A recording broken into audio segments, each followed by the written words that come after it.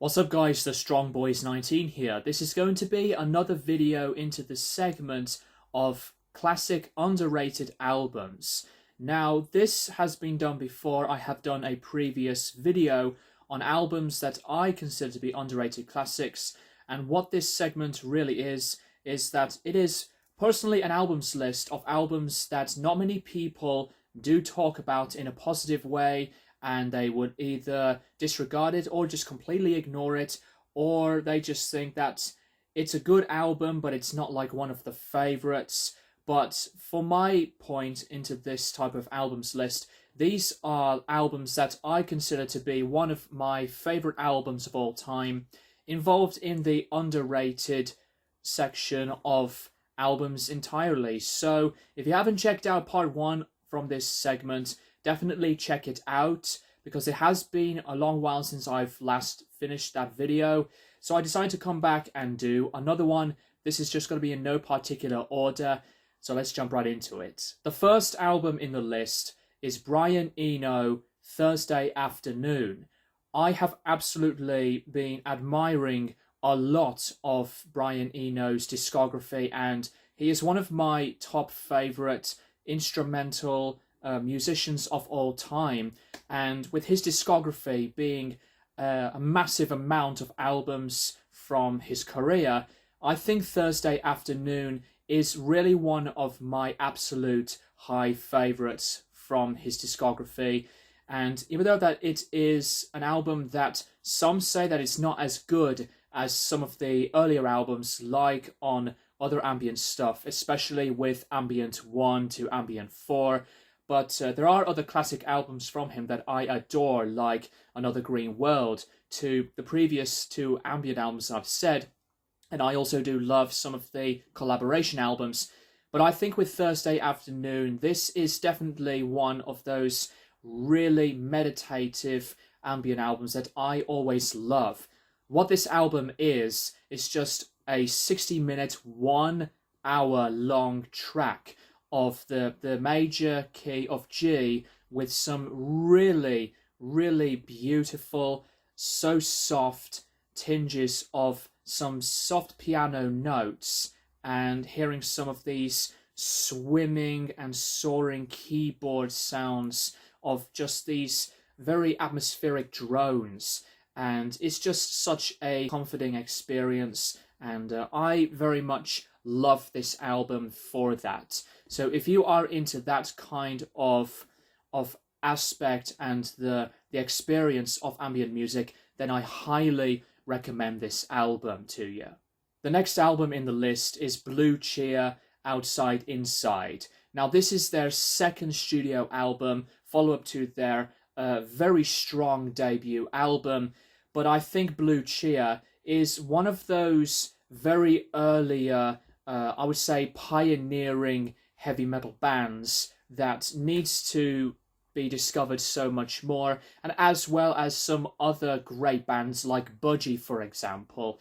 But I think Outside Inside, it was my introduction to the band, and what I love about this album is the very consistent tones of these massive volumes that are cranked up, very distorted, fuzzy guitar tones, and a lot of the tracks to this album sound very aggressive because of the way it sounds from the production, and it's just such an energy that was so great on this album. It has just a lot of balls to it, and I do love the way the instrumentations go into some of these really punchy, violent kicks, and it's just a very trippy in places to rhythmic part of musicianship.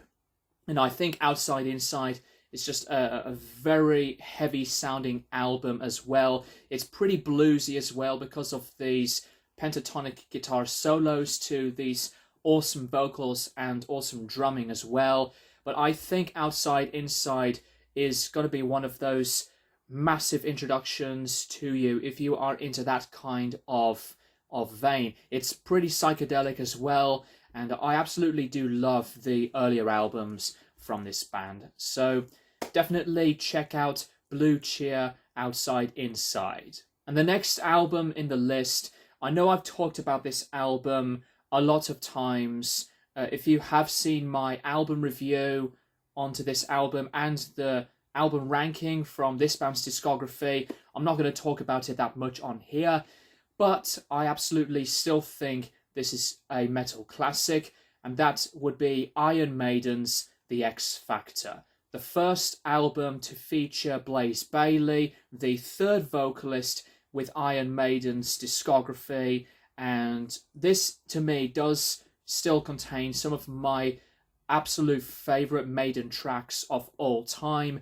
And even though that Blaze Bayley's vocals are not as strong onto this album, but I definitely give him a lot of credit for, you know, being at a very high spot to be the vocalist with a major band. And I think that this is still one of the very underrated metal albums. But if you want to check out my review for this album, please do. And, you know, I still cannot really get a hold onto this album, as it is still one of my very high favourite Maiden albums. Next record into the list is none other than Neil Young with Freedom. Now, a lot of people would say that this is more or less like a comeback album. And I know that he has made other classic albums earlier on, like my personal favourite, After the Gold Rush, to some other strong albums like On the Beach, to Tonight's the Night, and Time Fades Away. And I also love Ragged Glory, and some of his later stuff's great too. But in terms of his 80s peak of his albums, not a lot of them were very well received. And I actually enjoy This Note's for You quite a lot. But I think Freedom is Neil at his absolute best in the 80s catalogue.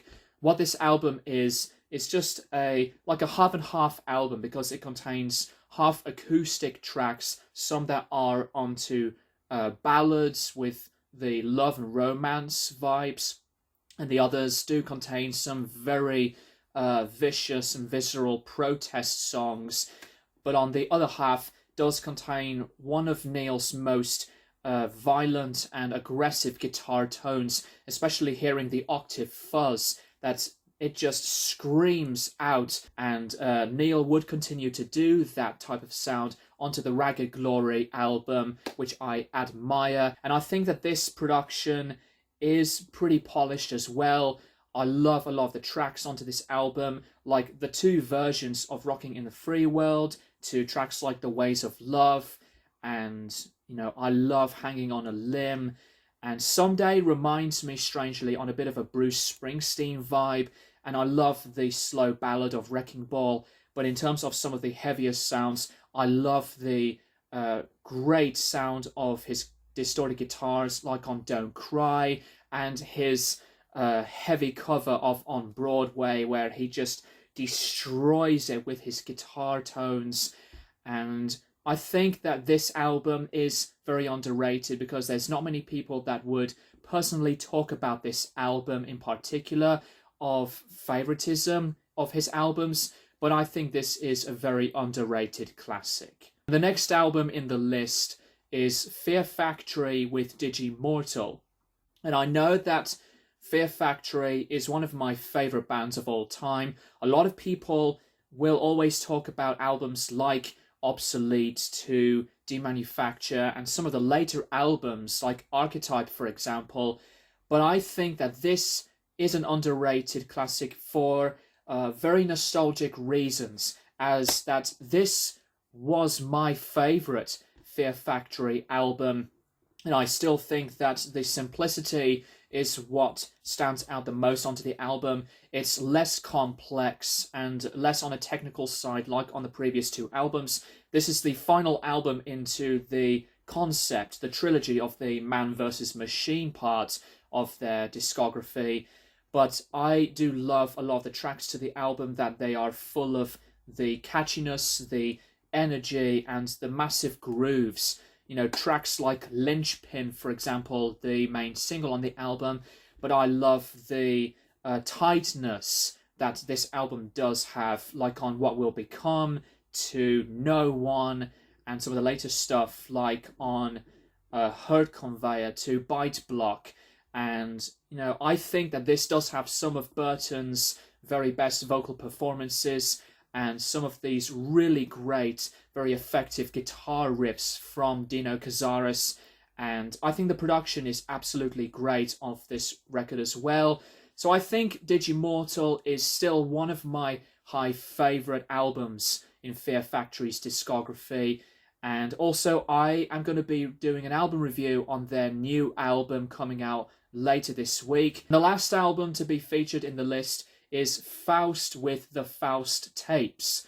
And I know that Faust has been highly praised as one of the absolute masters into the krautrock genre, and Faust 4 is my favourite album in their discography. I do love Faust so far. An unreleased collection of music, random takes, like onto something very jam improvisational based to something experimental and avant-garde. Some of it can be a lot of music concrete as well. And apparently when this album came out, they decided to sell this album for 49 pence. And surprisingly, it did, get a lot of the attention. If you are into this type of weird and I'd say a bit of an avant-garde mark of this amount of experimentalism, then definitely check out this album.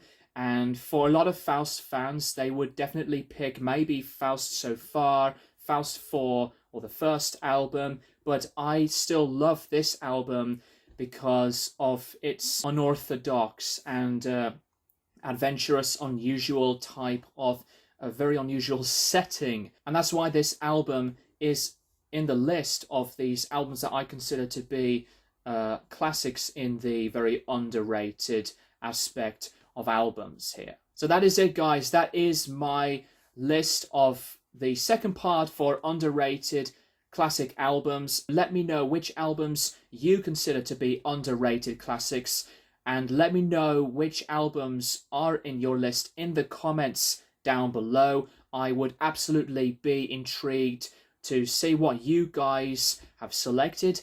And thank you guys for watching. I'll keep you guys posted for more videos in the near future.